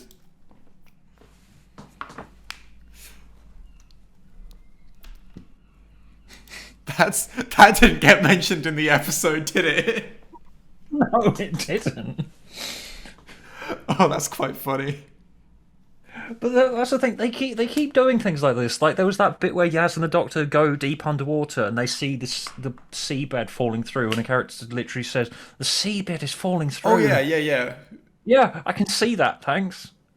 And that was like another really real moment of this production just seems shoddy, where the seabed is like just falling everywhere. They're like right fucking on it, and the seabed is just crumbling away, and they're acting like it's like hard to notice or subtle. And I think that I saw a theory on Twitter, and I subscribed to it, that the original like intention for the scene when they were filming it was that the TARDIS was like floating in the water, like some way above the seabed, so it would be like something you'd actually have to look down and notice. But it's literally right in front of them. The floor is just dissolving, and Yaz doesn't notice, and the Doctor sort of points out and says, "Yaz, I think something's wrong with the seabed." Yeah, it's like I can't really tell who I should be directing these complaints towards. Like, should I be directing them towards Chibnall, or is it the direction? Is it the director? Is it the director thinks that they have to get the characters to read the stage directions as well as their own lines? I don't think it's worth pointing fingers of blame for anything other than jokes. You can never know, and I mean, unless you do know, but just from watching the production, you can never know that whose fault anything really is. You know, even in a script that literally says written and directed by Chris Chibnall, you don't know that some higher up didn't give him loads of restrictions that he had to adhere to. You don't you don't know whose fault what is. Even with acting, right? If you see a really wooden line delivery, that could have been exactly as they were instructed to read it by the director. I think the Star Wars prequels are a great example of this, where you've got lots of actors who often give very good performances, giving much more wooden performances than you conventionally see from them, because that's the kind of direction George Lucas was presumably giving them. But you can't know for sure. That is true. You can't know for sure, but I have noticed just how poorly directed this show has been in recent times. I mean, like when the Doctor and Yasmin are underwater and they're talking to each other, and she goes, "Not a bad day, am I?" And it's like the music is supposed to tell me how to feel about this, not the performances. So that's the format of this episode, by the way, is that it's literally just plot points. Here's the plot point: the Sea Devils are they want a rock, and the rock will destroy the world. And about 20 years ago, a different pirate ship went missing, and that pirate captain, he was working with the Sea Devils for some reason, and they go and look to see what happened, and he was throwing his crew overboard. Why? Let's find out. And then turns out they go find the Sea Devil base, and that pirate captain has been frozen in that Sea Devil base ever since this event. And they wake him up, and he's like sort of he's there. And then there's a sword fight on the ship, and there's loads of Sea Devils sword fight with the pirates, and then the pirates win, and one of the pirates kills a Sea Devil, and they're just like, that was bad. And then they go to the Sea Devil base, and the Doctor's like, I can use these vials of goo to blow up the base. And then she does. But it's like, no, she literally does the fucking meme in my parody where I'm like, I will have to now sacrifice myself to blow up the place that I'm in. Literally, that's beat for beat. And then someone else comes up to her going, no, you're too important. Run away and I'll do it. And she goes, okay, and runs away. That's the story as I understand it.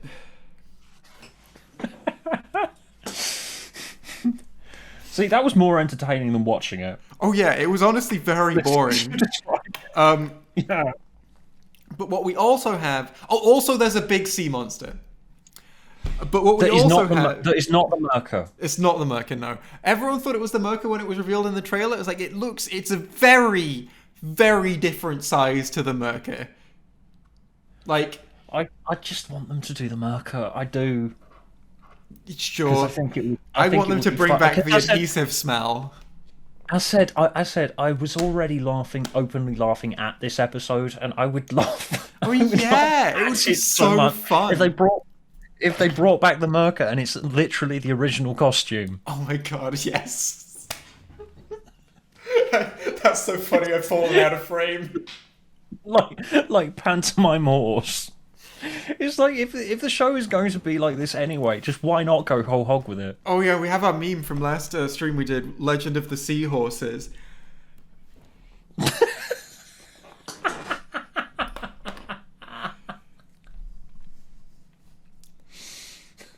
So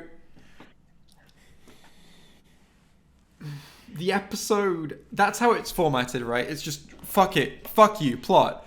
But then occasionally, I think 3 times, the Doctor and Yaz stop the plot to have a conversation about how they have feelings for each other or whatever.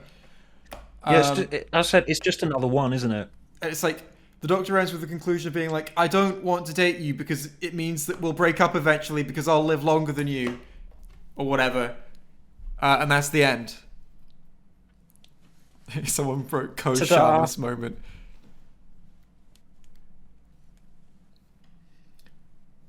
Well, I do love the moments where someone sacrifices himself for the Doctor, because it is absolutely like the antithesis of such big, important Doctor Who moments. Like the 5th Doctor's regeneration and the 10th Doctor's regeneration, which the entire point of those moments is that the Doctor sacrifices himself to save someone, just someone around. Just one person, not any big deal. He gives the bat milk to Perry instead of drinking it himself, and he takes the full brunt of the radiation instead of letting Wilf do it. It's just the kind of thing. It's something that's meaningful about his character, and I don't think they're setting it up as an arc that the Doctor is finally going to realize the error of her ways in the Centenary. If she does, if there's like a scene in the Centenary where like it's a combination of an arc where she realizes I should be the one sacrificing myself, not all these other people, then I'll fucking eat my feet. I don't think it's gonna happen.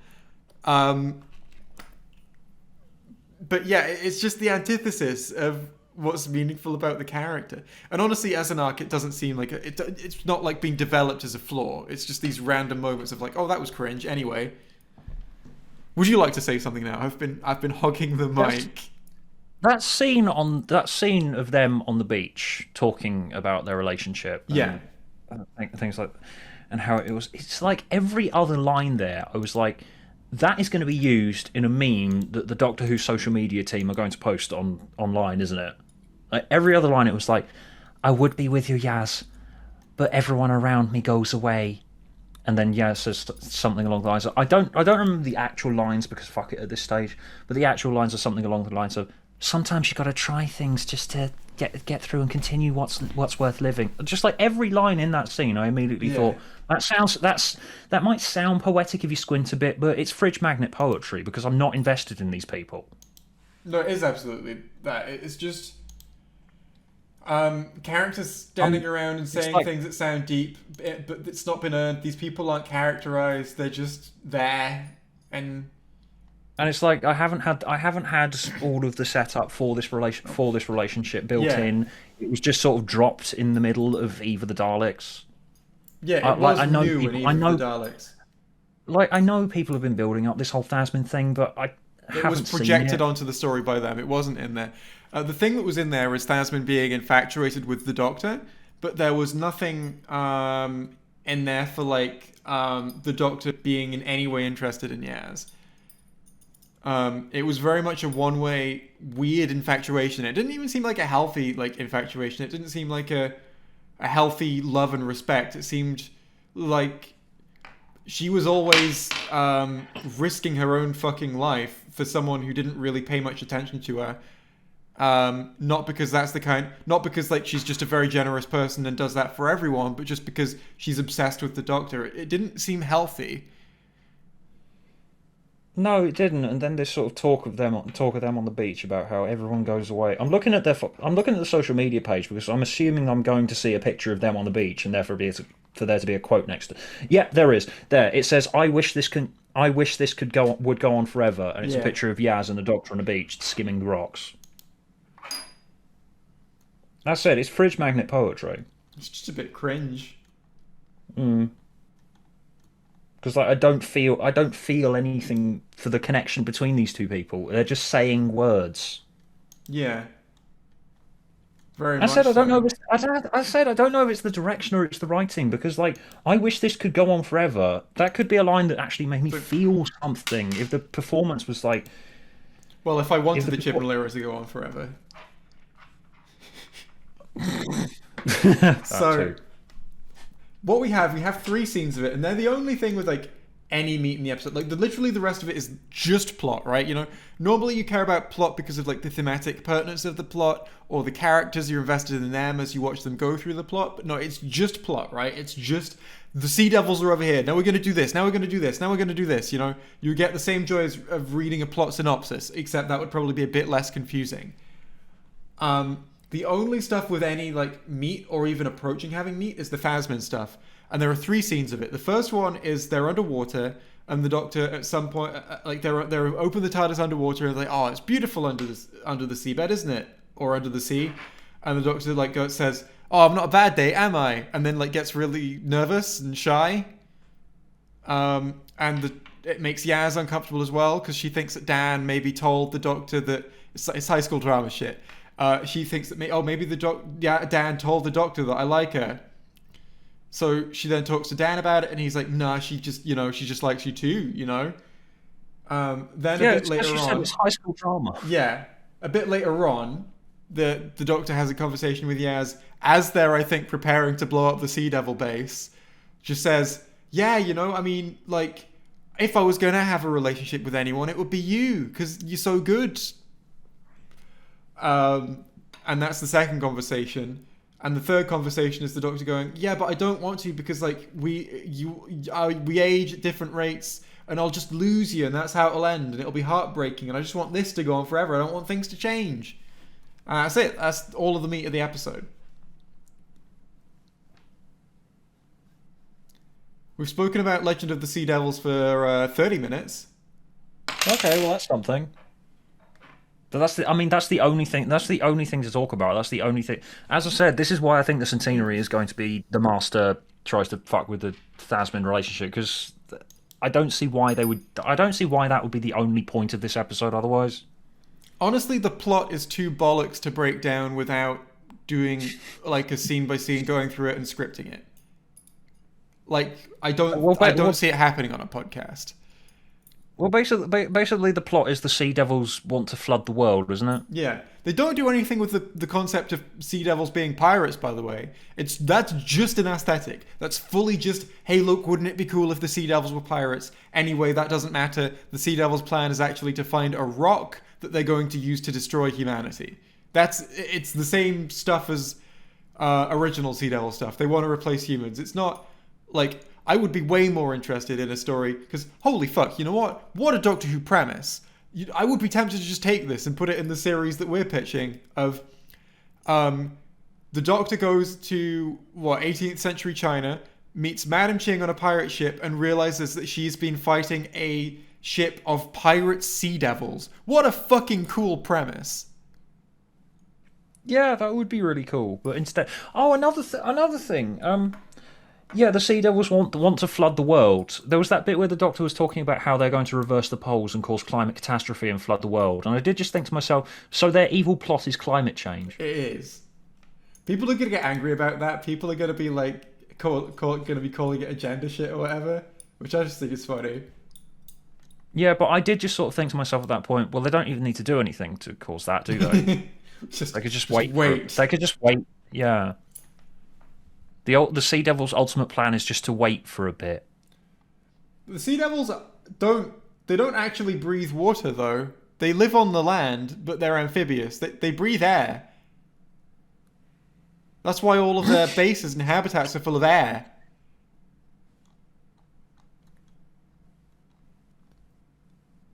Oh well, I suppose. Also, I mean, if they flood the world, I am curious what's going to happen, because I assume that there would be convoys of humans surviving on fleets of ships. Oh, inevitably, yeah. In fact, that was the premise. The world getting flooded and there being humans surviving on fleets of ships was the premise of a short-lived series on CITV in 2000 called what was it called? Life Force. and I have been searching for this ever since I was 10 years old. And if anyone can find me copies of this series, that's fine. I will give you some money because I want to see it again. But I think I've got like one. I think my parents have got like a VHS recording of like one episode of it, and I really want to see it again. But yeah. So yeah, Life Force, made in 2000, broadcast on CITV. If anyone has any copies of this or any way to track it down, please email stewbagfull@gmail.com. Let's have a look. Oh, that looks neat. Oh yeah, this really isn't well documented, is it? Yeah, but there's basically nothing. Like, I have strong, vivid memories of being haunted by this shit, and I want to see it again, but I can't find it anywhere. It's like I thought for a while that I made it up until I found like a trailer of it on YouTube. There's a trailer of it. That's all I found. That must be really And a frustrating. poster. Yeah, it's like I have strong nostalgia for this show, and yet I can't find any evidence that it even existed. Here's another thing, right? Just another thing of the production being incredibly cheap and shoddy, which, you know, isn't new for Doctor Who, but, like, when you compare it to... was this filmed during COVID? Probably. So, yeah, I mean, there are reasons, right? But it just doesn't look fucking good. And there's such a thing as working to your restrictions, right? Midnight was written at the 11th hour, and it's all takes place in a small room with a relatively small cast, right? Yeah. And this wasn't vital for this to be like a high stakes blockbuster action story. There was no need for that, like, in terms of its position. It could have been a small-scale Midnight type thing. Yeah, it could have been. Yeah, Well, you could do to that the quite extent- easily. There's lots of stuff. There's None lots of of stuff it- you can do within COVID restrictions. None of it was filmed on actual boats at sea. It was all filmed on a soundstage. And you can fucking tell. Yeah, you can totally fucking tell, especially with that Sea Devil jump. Oh, yeah. Like that was embarrassing. Like, I was just there wondering, like, surely it's not that hard to put a camera on a boat. Like, how is it that much more expensive? I guess you would have to rent the ship. But like, but they had to build a fucking ship inside a soundstage. I don't understand TV production, I guess, but ultimately, it looks much worse because of it. The thing about the Sea Devil jumping thing, though, is that Sea Devil can teleport. Yes, it's very funny. So why does it need to jump? Why couldn't they have just cut it out when they realised it looked like shit? So there's another thing, right? Is that, like, just this is how the scenes are put together. You will maybe have noticed that there is a scene after the sword fight where they kill, like, the Sea Devils. There is a moment where the Doctor is like, where they want to get to the Sea Devil ship, right? So they go from the pirate ship, like the human pirate ship, to the Sea Devil pirate ship. The Sea Devil pirate ship is flying, by the way. Do you remember how that happens in the story? Do you remember how they go from the sword fight on the normal pirate ship to the Sea Devil pirate ship? Do you remember how we get from A to B? I'm not shocked that you don't remember from A to B, how they get from A to B, Stuart. Because how it happens in the story, and just to be clear, like, the other ship is flying, like, some distance above the human pirate ship. Like, it's in the fucking sky. They establish we need to get to the Sea Devil pirate ship. Then they cut to a wide shot showing both pirate ships with the Doctor's voiceover going, Geronimo! And then they cut to a scene where they're just on the Sea Devil pirate ship. That's how that happens. Oh, yeah, she jumps, doesn't she? They don't show what they do. They don't show any jumping. They just show there's a ship in the sky where our characters want to go. It just implies that they're jumping. Does it? How fucking high did they jump? Well, it's just cut and paste the Doctor saying Geronimo into this shot of the two ships. Sure.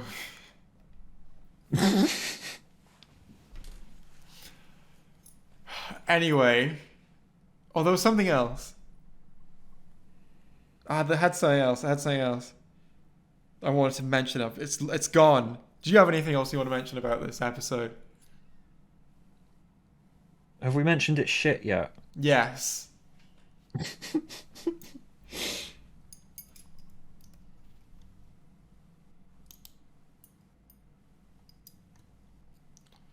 Right, we've got a few super chats to read this time. Wait, what's the name of the effect where like you put two shots together and you just sort of imply that one goes from one to the other? There's a proper name for it. Without having to actually. Oh god, I'm having a brain fart. Montage. No, it's not a montage. No, I'm having a brain fart. All right, just forget me. I like that people are actually looking into Life Force now. I want someone to find that show for me. I mean, you've asked a good crowd of people. You know, you will find someone who has like it saved as files on their desktop and just never posted it anywhere, and they'll just send you it. That's probably what's going to happen. Hopefully, yeah. Just again, I'm going to say Life Force 2000, a show that was on CITV. Should we do the super chats now then? Yeah, okay, let's do that. Yeah. Right, we've got a lot of them, and we're gonna keep discussing the episode based on them. I imagine. I want a big finish story where the Doctor creates a crack team of Wilf, Brian Williams, Graham, and a resurrected Clive to protect the Earth from aliens. You know that Clive is actually they've got Clive in a big finish story, an alternate universe version of Clive. Oh, really? Yeah, they're doing it in, Kuleshov effect. Thank you, chat. Asher Jaffe.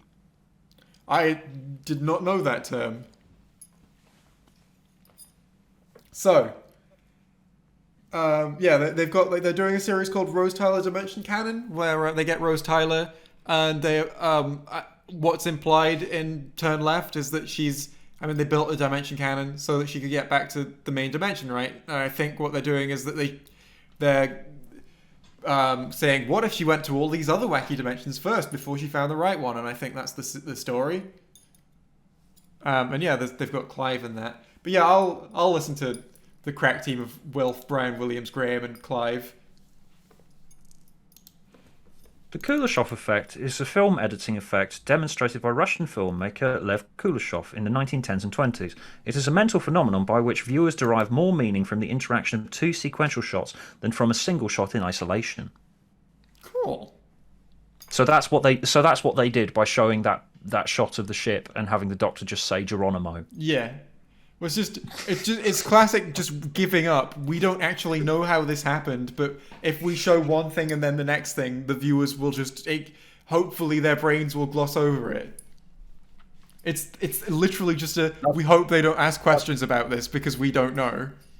So that is why I assumed that the Doctor jumped. I mean, it makes about as much sense of anything else she could have done. It was like 20, 30 feet above her.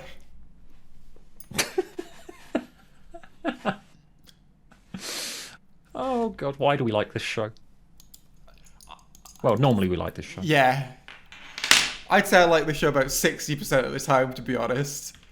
I mean, even when I don't like other eras, though, I'm still charmed by it, I suppose. Yeah. This I don't find particularly charming. Well, I find it charmingly funny. That's true. Hello, Jay. Give this money to Stuart. I will. I owe £2. Hashtag gives Stu money. Yes. Has anyone seen Antique Roadshow repeats recently? I hear they're very popular. Oh, a reference. I think this was put in chat before I mentioned it as well, so that's funny. The next one says, I just bought 2 J plushies for me and a friend, which you can do by Googling JXE plushie and going to Makeship and buying it, right? You can do that. Anyway, yeah, advert. They're only available for 5 more days, though, so get them while they're available. If you want one, if you don't want one, don't buy one. And also subscribe to my channel, whether you want to or not. Yes.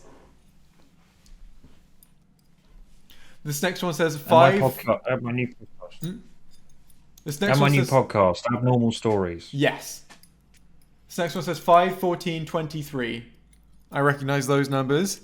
Very good. I think Captain Jack will make an appearance via a blurry shot in the distance of the back of his head or something of the sort. I'm imagining invoking shots of important characters who will not actually appear. I don't think they're going to do that. No, I don't think so. No, I don't think they're going to invoke characters like that. I think they're just going to sweep them under the rug. I think RTD should come at the end of the special. I'm just laughing at I think RTD should come at the end of the special. I'm sure he will. I think RTD should come at the end of the special, wave his hands and summon forth his new era with a puff of smoke. I mean, I'd be on board. The special could end with a scene written by Russell T, you know? Yeah, it could be. Because wasn't Chris supposed to have written that scene in Twice Upon a Time of Jodie just going, "Oh, brilliant"? He did, I believe. They handed over to a different production team. Which is why I think it's shot differently as well. Oh, brilliant! Someone in chat asked, did this episode already air on TV? Yeah. Even I'm not sure. To be fair, yeah, no, I don't know. This episode stole a line from Megamind. I'm not sure what you're referring to. If you're still here in chat, please let me know what you're referring to. But we've also got, speaking of better things, have you seen Primal, the Adult Swim animated show with no dialogue? That sounds cool. Oh, that does sound cool. Primal. Let's give this a Google. Oh, it looks cool. Oh, it's about, like, prehistory. That makes sense. Oh, it's about, like, cavemen riding dinosaurs and shit. That looks really... Oh, I'm gonna fucking check this out. Yeah, good recommendation, just in terms of, like, elevator pitch has got me sold.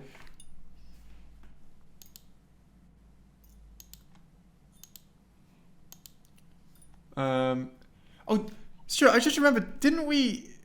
One of the previous episodes say that we were going to do Jay and Stu talk, like some random ass shit that some super chatter recommended us. I just remembered we said we were going to talk about something really stupid. Something like some random serial where it was like about archaeologists or something, and it was like the series of films that we were going to watch them and do episodes on that. Yeah, what was it? What was it? The Someone Librarian. Was it called The Librarian? Yes, someone just randomly recommended it. Well, yeah, let's do episodes on this. I'm still excited for that. Adventures of the Librarian, Yeah, Quest for the Spear. I agree with that. Oh my god, they did a reboot called The Librarians. We're watching this.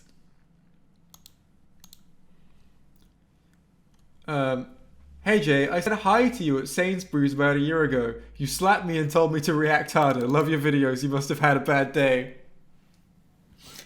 Thank you very much. I always slap people when they recognize me in public. It's the rule. Have Yaz and the Doctor, who I will lovingly call Dr. Karen, kissed yet? No, they haven't. I assume they're saving that for, like, the end of the centenary. Oh, probably like the Raylo kiss. Yeah, let's start a romance arc when we're killing the Doctor and chucking out all of her companions. Next episode. Yeah. Joyous. Really bad idea. Does this episode suffer from it being marketed as a special? Would this episode have been received slightly better if it was, for example, a mid-season 12 filler episode rather than a special? I mean, it's shit either way. I don't really know how...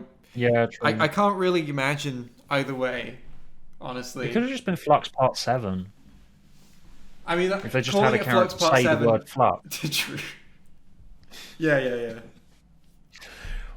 Yeah, it's like just open on the beach. Doctor enters, holds up sonic screwdriver. Zzz. The flux is causing a space-time fluctuation. Um, and then immediately, and then it just goes into the rest of the episode. I mean, I don't know if it would have been better received or not. Honestly, I don't think that would make a difference. It's maybe it would have been better received if it was just a mid-episode, because it would be like, well, that was shit. Anyway, on to next week's.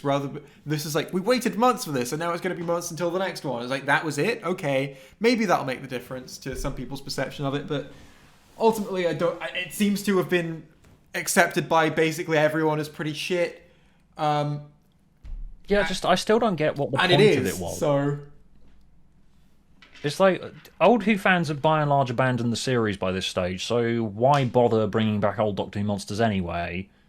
So it's like, you've got an episode here, you've got a production that's going, why not just go hog wild and do whatever? Yeah, well, they want to bring. Why not literally just make it a Doctor and Yasmin love story? Like no sci-fi elements whatsoever. Like the Doctor takes Yaz to a beach planet, and they have sort of this awkward romance for 60 minutes. I would have to watch it. I would feel obliged. Well, yeah, you would feel obliged to watch it. It'd probably be shit, yeah, but just why not? I don't get the point of bringing back the Sea Devils for it, because, like, yeah, all right, they're famous, but if you don't have an idea, if you don't know what to do with them, what's the point? Well, they did have an idea. They had Pirate Sea Devils versus Madam Ching, and then they did fucking nothing with it. They had a great idea. An idea that I would genuinely just like to wholesale steal for our pitches when we do the next one of those. It's like, Madam Ching versus Sea Devils. Yes, absolutely. That sounds great. I would love to steal that idea. But they didn't do it. Like, none of the interesting parts of that idea were explored. It's Sea Devil pirates and Madam Ching. Anyway, it's a generic story about how the Sea Devils want to destroy the world, and that's pretty much it. The Sea Devils want to destroy the world. The Doctor stops them by doing technobabble. Okay, right. Here is how I would do Thasmin properly. Okay, so Yasmin tells the Doctor that she's in love with her. The Doctor says, I can't stop at any point. I'm a bit socially awkward. I can't stop at any point. You're going to age, and I'm going to die. But we can keep seeing each other as friends. How about that? That's an idea. And Yasmin goes, okay, I'm going to go back to my life then, because I just can't stand it. I just can't stand this. But we can meet up occasionally. And the Doctor occasionally comes back into Yasmin's life to ask her how she's doing. She's like, oh yeah, I went to this planet and I defeated all of these monsters. And Yasmin's like, cool. I'm still here. I'm working as a policewoman, and the other day this crackhead pissed on me and I hated it. And it's like the conflict between those two things. It be very, very small scale, Yeah. and all of the action stuff would just be happen off screen. You could do that. You could do so much cool stuff with the I think Doctor trying to that'd be accommodate interesting. someone with a much shorter lifespan into her life for a long-term thing. Yeah, it's like, if you were going to do this romance thing, do it properly. Yeah. So we've got 2 more. Is there anything that makes this episode necessary viewing for the centenary special, or can I skip it? I haven't watched it, and I don't have any great desire to at this point. Having seen this stream, you don't need to watch the episode. You know all of the important stuff, which is basically just Thasmin. Unless... am I missing anything? Yeah. Yeah, I mean, we don't even know what the centenary is going to be about, and yeah. And on Thasmin, Rich Houston had a good idea... had a good point in his review of this episode about it being hollow representation because we know it won't lead anywhere. Yeah, I mean, we know that they're going to separate next episode, almost certainly. I don't imagine that Yaz will be a consistent character in R2-D2. No. Now we've got a super chat in just now from Spooky that says, "Do I even need to mention them? You know who I'm talking about. They would have improved this story a lot, and you know it." I do. I agree, Spooky. Wallace and Gromit would have improved this story. I personally would much rather ship Yaz with Wallace. I think that Wallace is a good partner for lots of people. Yeah, I agree. Pretty much everyone should marry Wallace. Anyway, that's all of them. How do you feel now?